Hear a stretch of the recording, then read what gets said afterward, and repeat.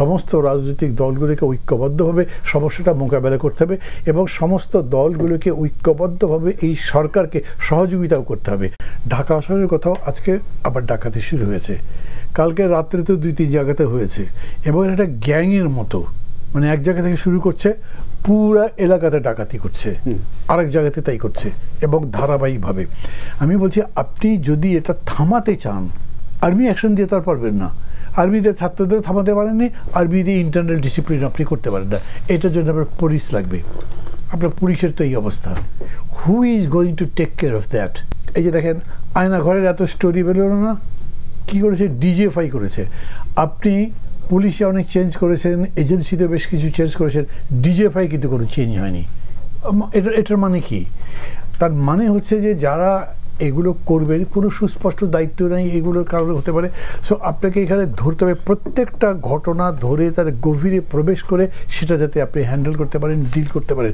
ওই আওয়ামী লীগ আমলের মতো ছিল না, কিছু হলেই জামাত শিবির করেছে এগুলো বলছেন, এরকম না। এখন কি হয়েছে? হিন্দু ঘর বাড়ি আক্রমণ হয়েছে, মাইনরিটির উপর অত্যাচার হচ্ছে। কীভাবে হচ্ছে? এখন আপনি জামাত শিবির বলতে পারবেন না। হিন্দুদের মন্দির গিয়ে পাহারা দিচ্ছে, অনেকে বলছেন জামাত করে, আমি জানি জামাত করে কিনা, কিন্তু ওই রকম চেহারা টুপি পায়জামা পাঞ্জাবি পরে পাহারা দিয়েছে। মাদ্রাসার ছাত্র হলো, যেটাই বলে, ওই মাদ্রাসার ছাত্রদের তো কতগুলি করে মেরে ফেললেন। আমি বলছি যে এইটাকে মানে ট্যাকল করবার জন্য আপনার যে অ্যাডমিনিস্ট্রেশন ব্যবহার করবেন, সোশ্যাল ফোর্সে ব্যবহার করতে হবে এবং সব মিলে যত ধরনের কাহিনী হয়েছে। এখন তো দখলদারিত্ব হচ্ছে বহু জায়গাতে, মানে এইটা বিএনপির দোকান ছিল, দোকান নেব, আওয়ামী লীগের দোকান ছিল, এটা নেব। আওয়ামী লীগ তো নাই ওই লোক, ওই ব্যবসা হয়তো তার কয়েকদিন হচ্ছে না, জায়গা দখল হচ্ছে, অন্য জায়গায় ঘর বাড়ি পুড়িয়ে দেওয়া হচ্ছে। সবগুলোই কন্ট্রোল করবার জন্য আপনার ওই ব্যবস্থা করতে হবে। এইটার জন্য একই সাথে আপনাকে বিচার ব্যবস্থা নিয়ে আসতে হবে। বিচার ব্যবস্থা এখন কি করবেন? ছাত্ররা আলটিমেটাম দিয়েছে, বিচারপতি সব পদত্যাগ করো।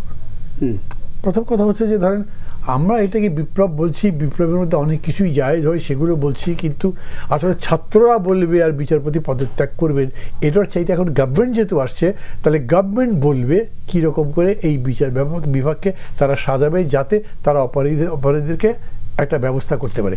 সামগ্রিকভাবে এটা একটা যেরকম চ্যালেঞ্জ, এর সাথে সাথে আমি বলছি চ্যালেঞ্জ অনেক রকম আছে। যেহেতু আপনি চ্যালেঞ্জ অন্যগুলোর কথা বলে, সেই চ্যালেঞ্জটা কীরকম?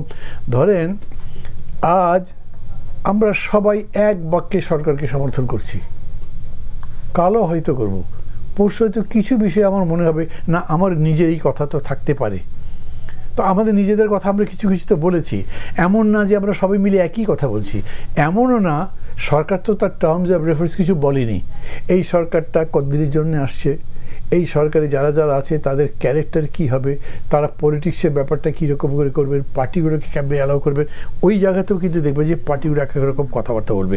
এটা আজকেরই চ্যালেঞ্জ নয়, কিন্তু এই চ্যালেঞ্জ ইতিমধ্যেই সারফেসড হয়েছে।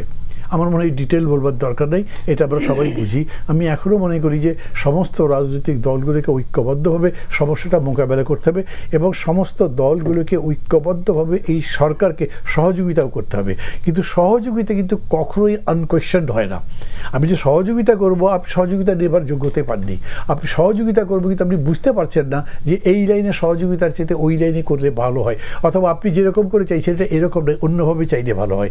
এটার জন্য একটা ইন্টারেকশন দরকার। যদিও ওনারা বলেছেন আজকে ওখানে তো 2জন ছাত্র প্রতিনিধি তারা শপথ দিয়েছেন, তারা আমাদের সাথে প্রায় সবাই কার্টসি করার জন্য আসছিলেন।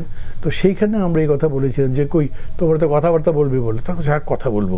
তখন ছাত্ররা কথা বললেই হবে না, এই সরকারকেও এক্সটেন্সিভ ডিসকোর্সে যেতে হবে এবং সেটা যেরকম পলিটিক্যাল পার্টি বা পলিটিশিয়ান যারা আছে তাদের বলছি, একইভাবে বিজনেস পিপল বলেন, তারপরে এই সোশ্যাল অর্গানাইজেশনে যারা আছে তাদের বলেন, মিলে এরকম একটা জিনিস লাগবে যাতে সবাই মিলে মনে করতে পারে রিয়েলি যে স্লোগানটা দেওয়া হচ্ছে নতুন বাংলাদেশ, সেই নতুন বাংলাদেশের স্লোগানটা সবাই মিলে আনতে পারি।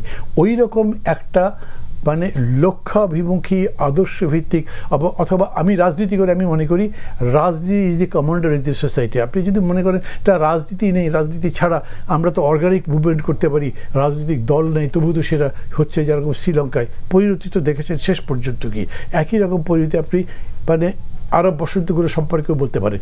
এটা হয়তো অনেক ডিস্ট্যান্ট ব্যাপার হচ্ছে, এখনই হচ্ছে না, এখনই আপনার ল ইয়ে হচ্ছে, কিন্তু 3 দিন পরেই আপনি দেখবেন যে ইকোনমিতে টান ধরেছে, তখন আপনাকে আবার ওইটা ভাবতে হবে। চতুর্থ দিন দেখবেন হয়তো যে আরেকটা পলিটিক্যাল প্রবলেম আসছে, একটা কোয়েশ্চেন আসছে। এই সব কিছুকে স্কোয়ারলি ফেস করবার জন্যই যত বেশি সম্ভব একটা national discourse is a must নাও। এখন থেকে শুরু করতে যদি না পারেন তাহলে আপনি এই জিনিসগুলো সমাধান করতে পারবেন না।